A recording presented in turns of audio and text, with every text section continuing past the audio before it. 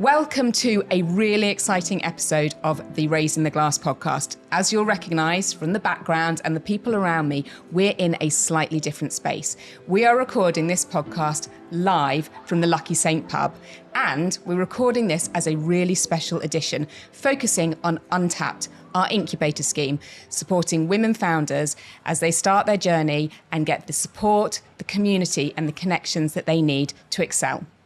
So you're getting a bit of a behind-the-scenes visit to what we hope will provide you with some information, some hints and some tips, and a lot of love for the brilliant brands that are building the innovation of tomorrow.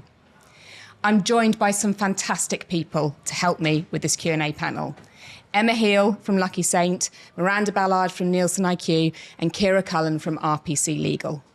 But I think it's only fair that I let them do what they do well and introduce themselves. So, Emma, let's start with you.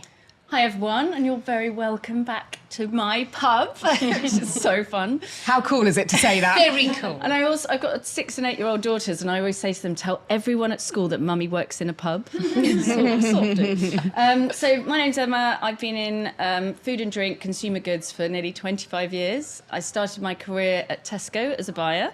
And then I moved to the other side of the table and joined Innocent Smoothies when it was a tiny startup in the noughties and had an absolute blast growing that brand. I moved out to Denmark with them and helped set up Sweden and had a great couple of years in Scandinavia. I then went to Diageo, so I went to the booze side and worked across Africa for 3 years.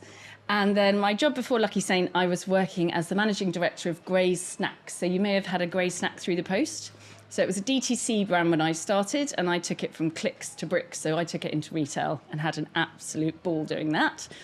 And I've been with Lucky Saint for 6 years. I joined 3 weeks before lockdown when we lost 70% of our distribution overnight. And it's been an absolute rocket ship since then. And you are so welcome here today. Thanks for coming.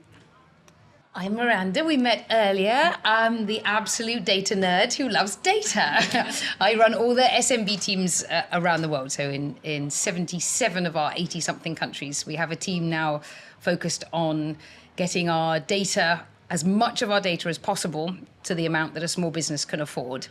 And I have loved today already the time that we've spent together, meeting you all, learning more about your brands, having seen you first on the videos for your applications. And it is so exciting and so thrilling, given that as a data company, we get to report the news. And I'm so excited over the next few years to get to see the growth that your brands will have. And thank you so much for letting me join you today. It's been wonderful already. My name is Ciara. I'm the lawyer in the room, so thanks for letting me in. So I'm a partner in an international firm headquartered in London, RPC. I head up the consumer brands and retail sector group. I'm an IP lawyer by background, so very passionate about companies building brands. And I've worked with clients in the drinks industry for over 20 years. So I'm all about sharing that information and making sure you guys are set up for success in your future endeavours. Thanks all. We will open it up for questions, of which I'm sure there'll be a few, but whilst you're thinking some of them, I suppose want to frame today a little bit, because you said something earlier in your top tips about, not being afraid to ask for favours or lean on people a little bit. And one of the reasons why Raising the Glass exists is because I've had the privilege of having some amazing women in my corner when I said, do you think there's a need for this? And actually, through one of those conversations, Emma actually invited me to an event here, which was around women in beer. And it was a brilliant event, but just highlighted how much challenge there still was, 2 years ago, and how much more there still was to do. And when we were talking about this event, we were talking about doing something for International Women's Day and all the challenge that comes along that. So the idea of recording this is to, as I say, get a little bit behind the scenes in that challenger space, help people understand what we're trying to do with Untapped, but also this is an amazing powerhouse of women who genuinely support and endorse and advocate. I mean, Emma did a list of amazing people and forgot to put herself on it. Miranda gets up and records the podcast with me in her pajamas between Christmas, and Ciara just makes sure that I'm doing the right thing. That's my tame way of saying not getting into trouble. But all of these women genuinely have been absolutely powerhouses. So I guess the same question to all of you: what makes you give up your Thursday night to come to the pub and talk about things like this? What is it about each of you individually that this anchors into that makes you think that you want to be a part of it? Spoilt for them, actually. We were chatting about this earlier with a couple of you. The food industry, though fiercely competitive, I mean, maybe clothing almost, but name any other industry where your product is next to your competitor's product with your prices in front of them and the ability to compare other retailers on your phone. It's brutal. It's the reason market research agencies like I work for exist. And yet at the same time, it is full of kindness, of peer groups. When I lost my company and we went publicly and embarrassingly bust, and we had to shut down all our shops in London and put signs up in the window explaining what happened, the first people to call us were our nearest competitors, ginger pig butchers. They called us up and they said, you tried, you did the thing and you tried. So have you got butchers we're recruiting? Let's employ them. So 3 of our butchers from our Leighton factory got jobs straight away with the 2 of the local butchers and 1 with ginger pig. We got arms wrapped around us. We felt nothing but love and support. So to get to stay in the industry, though I supply the industry now with data, but I don't ever want to leave this incredible feeling, though strange that it is fiercely competitive, it is full of support. And I have had people all along the way within companies that supply the food industry and especially within it, show that total sincerity. Come chat to me, and I'm going to learn from you, and we all gain from each other, and we supply the very net pound is spent on food. Everything's tax and rent and council tax and everything. The last bit, this is the really precious pound that people spend on food products. So I value that and respect it so much. And I think, so I couldn't even begin to name the people that have given support, but I would just feel these supportive arms around me from that toughest point 9 years ago, and out of no sense of duty, of just keenly to be involved in that culture. I'm still proud to be in the industry. Thank you. I just think women naturally connect. And I'm going to talk about women specifically. So when I started at Tesco, I'm so fortunate. You know, my top boss in the category I was in was Kari Daniels, and she is now running SSP. I had Alex Holt, who's now on the board of Ahold Delhaize. Like, you just stick together. And I've been supported by so many incredible women that had lifted me up in my career and opened the door and pulled me up through the trapdoor and through the glass ceiling. And I think I do it naturally. I'm sure everyone does it naturally. I've done it today. Like, oh my God, there's someone you've got to talk to. I'd love to connect you with that person. I think we connect the dots.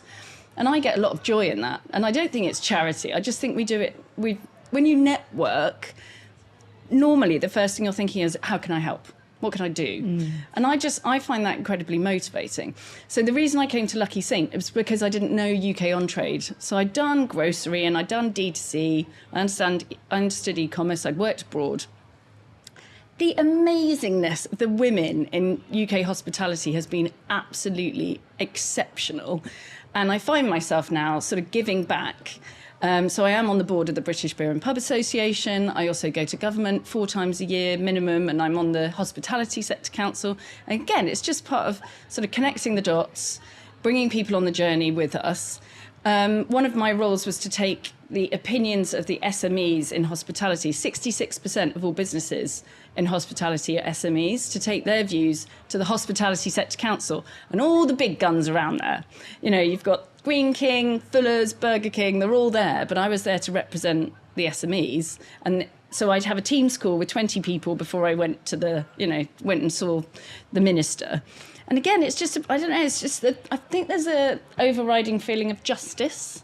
Mm-hmm. And I am going to call it is harder for a woman. And we don't have those sort of social connections. I don't play golf. And I don't go shooting. The second time that's been mentioned today. I don't go shooting, and I don't play squash. So I think we have to find other ways to to bring women on the journey and pull them up with us. Do you see what I mean by powerhouses? So I say, yeah, I'm doing this with the government, but you do it in a way that is so unassuming, and that the connections that you talk about and that it gives you energy, it doesn't necessarily feel the same for everybody. It is one of your superpowers. It is, you see it in how you show up and what you do. And then the industry rises because of your connections. But if anybody's sitting there going, should I be able to do that? Everybody's got different skill sets. And when you hear somebody talk about, I just like connecting people, I get energy, and it's just everybody does it, it's normally their superpower. And if that's not something that you do naturally and you need to lean into it, you have a whole raft of other superpowers that you may not realise until somebody tells you. But I do think sometimes you just need to hear how much of a superpower that is, because it certainly made a difference for me in the industry. Very similar to what Emma was saying. I think it's definitely the female draw. I do remember, although it was a long time ago, being a junior lawyer in Dublin, and it's really difficult when you're starting out in something and you look at the people up above who've done it before and they just don't look or sound like you. Mm. And they're basically, in my world, it was all middle-aged men in suits. And I remember I used to be sent off to these like networking events, and it would be like, how many people did you give your card to? I'm like, I hid in the toilet for half of it. There was nobody in that room I even knew how to have a conversation with. So when you get in a room with women who all want the same thing, it is so easy to like be yourself and support each other. And I do think that's so, I think we think about competition in a different way to men as well. Men think of competition in the, I'm going to outdo you. Whereas for women, I genuinely think in the industry you want to bring each other up and share your knowledge and share your war stories and share your connections. And it's something we need to do more of, because certainly, and it is that playing golf. Also, men are just really good. I look at it with like my own husband. Like they stay in touch with like their school network, and they're all CEO of this company and that company now, and they're just really good at sharing that and giving each other business and so on. And I think we tend to step back a bit from that, because women have this thing about, oh, I don't want to be too salesy. And it's actually, you can create just a really nice environment where people are comfortable helping each other. Do you think some of that, though, is that as women, we feel, for whatever reason, that we have to prove ourselves? And so whatever we do, we have to be able to evidence that we've done it all by ourselves, and we can do even more because maybe we don't feel we've had as many opportunities. So that bit where you say that, men share the network and so can help with this, and is that part of the reason? Because you're right, we don't necessarily... What you're referring to, some people would identify as kind of that old boys network. Not necessarily saying that, but there is still my mate that I went to school with does this, let me put you in contact with them. Yeah. I see that more in the challenger brand space than I do in the total industry, but I wonder whether there's a gender bit to why perhaps we don't step forward in that space. Could be a confidence thing, I guess. I mean, the fact of the matter is, I think, and I hate to say it, in 2026, it still is harder for a woman in the industry. Someone was telling me the other day, very senior female CEO in the financial services sector, but I do think it draws parallels, is they were looking at when they let people go. So people had lost their jobs. Men, on average, found a job within weeks. Women just took so much longer. And apparently it's because men naturally keep in touch with their headhunters. They're part of their network. They send them, drinks at Christmas, whatever, they WhatsApp them. I think women, we've got shit to do. You were telling me that, and I was like, I've got so much to do. When have I got time to do that? Yeah, and we just don't do it naturally. And, I only heard this the other week, and I was like, oh, God, maybe I should be, messaging all these people. And so I just think it's maybe we see our network in a slightly different way.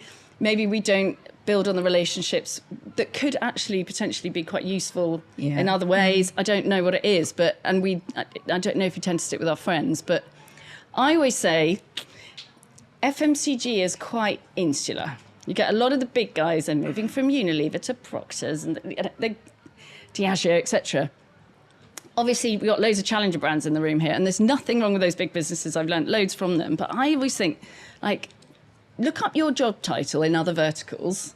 Find people on LinkedIn with the same job title and say, look, we've got the same job, but we work in different industries, different verticals. Do you want to meet for coffee? Because I think there's something as well about building your knowledge in other different areas, and it not just being a talking shop. LinkedIn can be a bit of a, talking shop. So I try and get people to sort of stretch themselves and think out their comfort zone. I know I guess being on the board of the BPA helps, but I like to know all my competitors. And I don't even use that term. When you said the word competitor, I was like, oh, I've got the ick. Like, I don't think of it like that, especially, I guess, because I'm an alcohol-free, a rising tide. Yeah. And I did a post on International Women's Day. I called out every single woman I could think of in alcohol-free beer, because I won't go into the history lesson here, but women were the first brewers. We can do a whole podcast on that. Yeah. Again, like, know people, you never know, your factory burns down and you need another one. Your competitor might help you, who knows? But, there's different ways to build a network. And yeah, I would say, what's the harm? If they don't reply on LinkedIn. So maybe we need to curate our network and care for it a little bit Exactly. more. Has anybody got any questions that they'd like to ask? I have a question for Ciara, but also maybe for Miranda. I was thinking about this legally. So as a challenger brand, and you go, okay, so maybe I need some legal advice on a contract, and you immediately think that could be really expensive. And how, as a challenger brand, could you set out the relationship so you understand cost, how long things are going to take, etc.? When you're going to lawyers? Yeah, I think and it's a really fair question, because I get it, and particularly when you're in London City, lawyers are expensive, right? Mm-hmm. But you need to, like with anything, you do your cost-benefit analysis and you go, right, is this going to be like a long-term important contract for me? Yeah, I probably should get a lawyer to look at it in that case. And I would always recommend, like, lawyers can provide you with prices and fixed price and go, this is how long this is going to take, and this is the amount. Also, there's different ways of doing things. Like, if you're at the startup, in my kitchen phase, it can be, I just want someone to have a read of this contract and say, should I sign it or not, or explain what it actually means. If you're when you get into like negotiating contracts, that's where it can get expensive. But I think, the kind of top tip I was referring to earlier is, like, if you're having to sign something, get someone to explain to you what it means. And I don't mean that in a patronising way, but I get it. Like, when you start getting into warranties and indemnities and, like, not understanding what termination provisions mean, that stuff is kind of bread and butter for a lawyer. You used a phrase earlier when you were talking about, you think about who's on your cap table, and we talk a lot about who's in the boardroom. So I think there is something when you're in this challenger brand mindset of who's on your table before it's an official board table, who's in your corner, and actually where do you maybe have some gaps that you might want to say, who is that reliable person that you might go to before you need a lawyer who's going to go, actually, this is absolutely a conversation to be having with a lawyer, but think about who those people are around your table. Lots of people talk about in that their life board table at the moment. Who are the people around their life board table? Okay, my question is about connections. As a challenger brand, I find that I found it quite difficult to make strong and real connections with people and stakeholders in the industry. I think this platform has, of course, been really fantastic. But I find that buyers are either running away from us, or you get many people coming at you with services, and there's a bit of trust issue because you don't know who really genuinely wants to support you. So I want to ask, what would be your advice to brands like us in going after the people that are valuable, that we can add value to, but that can also add value to us? And how do you seed out the people that perhaps want to take advantage of you as a small brand? Who's going to go with this one? Well, when we had our food business, if I look back at the partnerships that were successful, either using any sort of supplier, it usually came through a referral. And I don't know what I was waiting for, imagining that somebody would call me up and tell me that they had a good solicitor or a good bank manager or a good thing. But I wish I had done that more, because we all, you kiss a few frogs. So now I remember if we find somebody that can help us, sometimes when they're really good, like a good review versus a bad review, you tell 10 people if it was bad and you don't tell anybody if it was good. So what I try to tell myself now, knowing that would have helped me at the time, if I tell people totally unprompted, and they'll think I'm a crazy person going, hey, I met a really good, or this bank was very good, or this advisor was great. If we start recommending the ones who are good, we do it in our business as well. We cold call, we cold prospect. And sometimes in my teams, they think they're the only people with an SMB team and an SMB strategy. And I remind them, I was prospected every mobile phone company, every bank, every pallet wrap, every distributor. Everybody has an SMB rate card, an SMB offer. It was exhausting. We had no money, no time, and I was being sold to. And then there was a new regulation and we had to pay for that. And it felt like everything was being taken off us and nobody was putting something back in.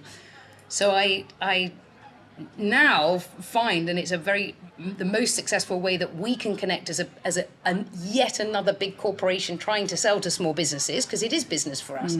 I never actually used to like it when people said they were supporting small businesses. And I once called somebody out on it and I said, I'm so sorry, could you explain the difference between supporting me and invoicing me? Because I think you're going to invoice me and I'm okay with that, but could we have a relationship that addresses that one a bit better? You didn't like that at all. But it works well for us when we ask our customers, hey, if you think we're doing okay, could you just tell somebody? And if they come and sign up and become a customer, like a gym membership, you get a month free, they get a month free. Because the referral, it's word of mouth. I'm giving the oldest advice that we all know, but I totally experienced what you're going through. How is it that everybody is allowed to sell to us as a small business all day long and take our time and are slightly offended when we don't have the time to respond to them to have a talk about it? I was like, well, you should need to know about this. And have you had the ones where they go, yes, but you will need to know about this coming? And then you're worried because you're like, well, I knew, if I were you, I would jump on a call about this because there's going to be a big check. And then you're like, oh, okay, well, I better had. And that was another hour of your time that we don't have. So referrals, when you have somebody who's good, when you get a lawyer who you genuinely feel like is really actually helping, let's try and tell 3 people and then refer them, and then we can encourage it and going back to how can we be curious, and ask, have you got anyone, when people say, I'm going to put this on LinkedIn, I'm looking for this, and then there's this barrage, but if you don't know them, you're not going to listen to who they advise, who they suggest. So when my friends tell me they're using somebody that's good, or they listen to a podcast they really enjoy, or a TV show I then go and watch it. So we could do the same with suppliers, I think, help ourselves out. And if anybody tells you they're there to support you, just ask them if they also plan to invoice you. And it slightly resets the relationship. I think it's exactly the same with the buyer network as well. Like, you've got this amazing group of humans in this room and, wider community on raising the glass. Like, you could just ask people, like, who is it in Waitrose that I should be talking to? And who are the nice ones? Who are the ones that are more supportive? And if possible, can they introduce you? I think that's happened to a couple of people in this room, right? We were talking about Kay, who was at Wagamama's, gone to Stonegate, introduced you to, Paula at Pizza Express. Like, women connect. Like, they will probably want to help you. So crowdsource it. But also, if it is an area where it's not a natural joy for you and it makes you feel a little bit here, then find those relationships through that advice, through the recommendations, through the crowdsourcing, and nurture those ones. It's not necessarily about breadth. You don't have to know every single person and every single retailer at every single moment.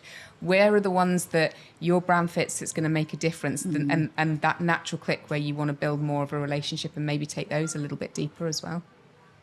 Hello, I'm in awe of the panel. Thank you so much for today and tonight. Thank you. Just been inspirational.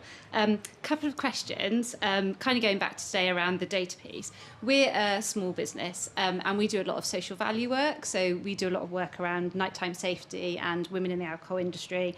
And I wondered, we talked a lot about data today, Miranda, so this one is for you. Social value, how do we measure that? Like, how do we qualify that to present that back to buyers? And to Ciara, you talked earlier about due diligence around social claims.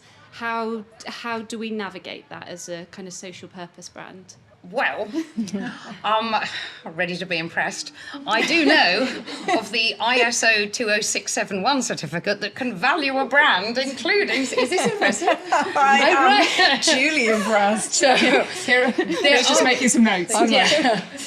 and I'm fascinated by this because it's data, but it's also almost impossible. But there is a standard, an ISO, that also does steel cap toe boots and stuff. Like, ISO is a really legitimate certificate. And there is a certification for brand valuation. So not separate to company valuation. You can get your brand valued following a framework to get to a valuation. And some researchers, I think Kantar used it to do some thought leadership, and it was brilliantly developed by a guy who runs an agency valuing brands. So well done him for getting an ISO certificate. That's probably a good tip. But market research can feed into that. So you remember earlier I was talking about surveys. So when you say, is my brand recognizable, would you be more or less likely to be interested in a brand that is connected to this? Now, we can't prove that, as in we can't, unless we followed them around and saw if they bought it. But you can also put, and the certificate has a framework to add a value to, how likely would you be to refer us on the basis that we support? And I read about this wonderful cause that you support. It's brilliant. How likely would you be to recommend our brand because of this? And so it's not perfect. It's not actually scientific, although it is based on a framework. But market research can feed into that on a bespoke project. And it might cost 10 grand, but the point where brands do it is when they're looking to sell, because your P&L might not be beautiful. It is really, there are low margins in this industry and you will need to invest a lot of money. But if you can prove that your brand valuation carries a value, although that doesn't legitimate or overall feed into a P&L valuation based on your EBITDA, it does add to the mix. Again, like, you were saying that these things do carry a value at a certain point, not the only value, but something else for an investor, maybe only on a personal reflection to feel value in it. It doesn't have to always be on a spreadsheet. So all of these things, if we remember that they do carry a value, anything that you're spending your time on, you are putting into an asset, and that's an asset into the business. And at any point, if you want to come and chat about this, because there are quite simple frameworks, and especially if you're looking at valuing your brand to fundraise or sell, especially if we are loss-making or we're investing capital rather than investing profits, our valuation will be terrible, absolutely terrible, if we only looked at 4 times net profit. I mean, a lot of our large clients aren't swimming in net profit, so I don't know what they think a small business will be. So there are ways to actually quantify it, to turn consumer feedback into quantifiable results. So do keep that in mind as you're going about all of this time you're putting into stuff. I now defer to the actual expert to tell me everything I've just said was wrong. And I'm like, remind me what the question was. So before we get into the question about the legal side of the social, so it was a question relating to social claims and what special you make. Yeah, but there is also a framework, and I will dig out from my memory bank the name of it, where actually you can start to push on that actual social value. So if we have created safe spaces and we have created it and this many people have experienced it, what is the value of that then becomes your social value? As that becomes more mainstream, more people are going to start using it. And I think we're going to start hearing social value talked about as a currency a lot more, which is brilliant for purpose-led brands who are doing that authentically. We talked earlier about greenwashing. There's a real watch out that people don't start playing in that space and saying they're doing, and we've got to make sure that consumers can fact check it. But that, I think, is going to start to become something that more people talk about. So I'll dig it out and we'll do some magic on the show notes somewhere for that. That'd be amazing. Thank you. But and in terms of a legal point. Yes. Like, we've heard a lot over the last number of years in relation to greenwashing, and I think the risk of social washing is kind of like the obvious next area and where things are going to go. I suppose the most simple way I would explain it and how I'm foreseeing it might play out is if you are making claims and really the intention behind those claims is to encourage people to buy your product and have an impact on their purchasing decision, and you can't stand over what you're saying, you're risking getting into misleading consumer territory. Yeah. And then you're getting into the whole world of misleading advertising or breach of consumer laws. I don't think we've seen it play out really other than in the reputational space where it's, a brand has been inauthentic, and we've all seen that on socials. But from a legal perspective, I think that's where the real risk is. You're playing up being in the DE&I space, and actually doesn't really stack up when you look at what's going on in the organisation, and you're attaching that claim to the product, and the intention is I'm gonna make more sales. I think it comes back to, and actually, even when we looked at the whole green claim space, which we advised a lot of brands on, I think there was a bit of a jumping on the bandwagon, and there was a lot of marketers going, "Ooh, sustainability sells, great, let's do that." And so it was starting over here with the marketing team rather than over here with procurement, sourcing, like actually what the business is doing, what's going on in the brewery or the distillery, and a complete disconnect. And that's where claims were ending up on product or in advertising, which couldn't be substantiated. And actually it led to some really interesting conversations with clients about, well, why are you doing, do you know your customer, and your consumer? Is this influencing them? And actually you're just getting into a whole area of risk when that's not what your consumer actually cares about and why they buy the product. But with and I can see it moving into that space. And I suppose, and I know this sounds really obvious and it's not the legal part of the answer, but it's all about authenticity and being able to stand over it. I know that sounds really obvious, but it's just, people get very excited about let's say this and let's say that about the brand. But it's really knowing your particular market and what's going to resonate with them. And that's what you want to be talking about. I think it's also where it comes from, as you were saying. Sometimes it's over here in marketing, but we're doing a lot recently about pouring with purpose and shining a light on those truly purpose-led brands rather than somebody just sticking it on the can. And what we're starting to see, we're trying to do a purpose architect bit about blueprinting. What we're seeing is those businesses that are truly purpose-led, it's built in from the beginning. Mm-hmm. And you might not realise it. It might not be something that you talk about a lot, but actually that's the distinguishing factor we can see. Mm-hmm. It's built in from the beginning, so it runs through everything. And the example that somebody talked to me about is when operationally you're making choices, because everybody talks the same purpose-led language, then it's in your business. When it's something we're sticking on a can because everybody thinks that the wording's nice, and it's not necessarily value-led throughout the business. Thank you so much, everyone. It's such an amazing panel. I have a million questions, but the one that's budding to the top of my head is actually for you, Emma, for trade. So I sell only to the trade, on trade, with my rosé wine brand Pink Diesel. I'm very lucky to work with a handful, 5 distributors in the UK. And not one of my sales rep, not one of my delegates that I deal with in those distribution channels is female. And I have spent the past 3.5 years banging on doors, bringing them business, and desperately trying to interact with them to help them knock on doors on behalf of Pink Diesel. I've, promised tickets to the race courses and dinners and drinks, and none of them will give me a full listing because I think they're possibly quite afraid of Pink Diesel. We are a challenger and disruptive brand, and they don't want to step on the toes, I think, with their larger Provençal rosé wine brands that they work with, which I get, and I'm not here to, I'm here to ruffle feathers, but I don't want to make enemies, and my ethos is always kill them with kindness, and but I don't know, I sometimes wake up in bed and I'm like, there's been LinkedIn thrown around this evening, but I'm going to write a LinkedIn post on how none of these men are going to bring these onto the table. If you're a woman out there, and I went to, and I'm not going to name names, but I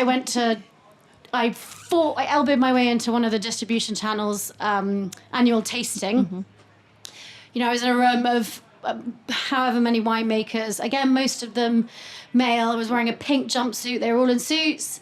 And some of the sales associates of that business came up to me and said, I've never heard of this before. I've never seen it. This is amazing. It'd be great for my... do I go to LinkedIn and write that post?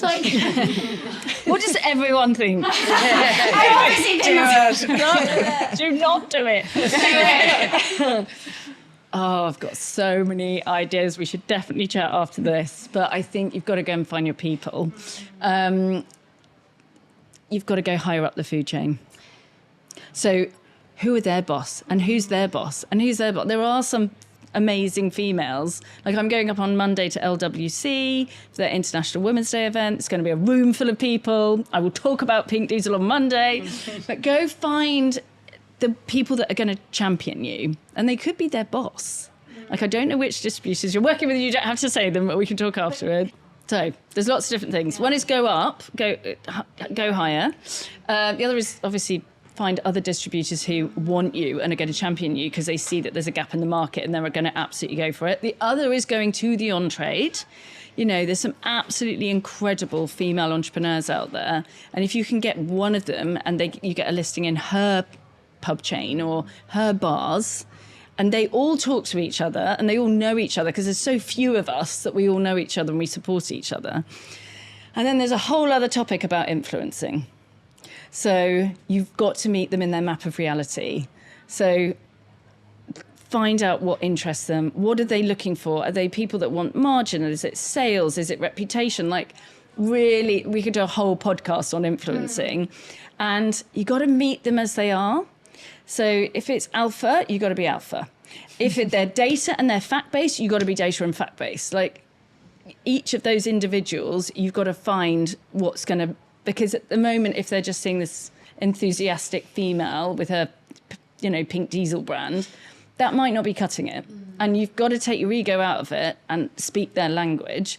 But at the same time, I would be going to find your advocates and the people that are going to champion you.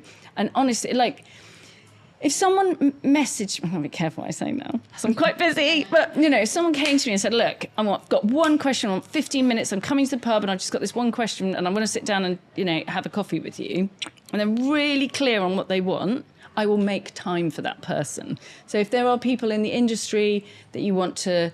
I wouldn't go as far as to say, can you mentor me? Because then, someone else is going, I've got to find an hour a month, I haven't got that. But if you're really specific on what you want... There's a whole room of us here, it's RTG network, that can introduce you to the right people. But let's talk afterwards as well. Can I also just lots of people have talked about the panel and they are absolutely amazing and inspirational, and I don't think you'll mind me telling this, but as well as inviting me to an amazing event, the first couple of emails that I got from Emma were about listings. And I can guarantee you that, in fact, I can guarantee you what the first email back would have said. It would have said, it's not up to me, it's up to my team, so much. But I just don't want anybody, even looking at the likes of Lucky Saint and going, everything's a slam dunk, because you have had to sweat every single listing that you've gained, haven't you? Yeah, it took a very long time to get into co-op. Changing tide. It took us years to get into Waitrose. I mean, you just keep going, you plug away. We were talking about stakeholder mapping. It's a very cheesy term, but it's really, really powerful. Who are the people that you really want? And then there's the next stage and the next stage. And I won't name names, but there was a distributor and they just would not launch, would not list our keg. They just wouldn't. And I met this individual and I thought, it's going to take me a year to crack this man. And I thought, I've got to do it by proving that I'm going to add value and you don't go straight in with the sell.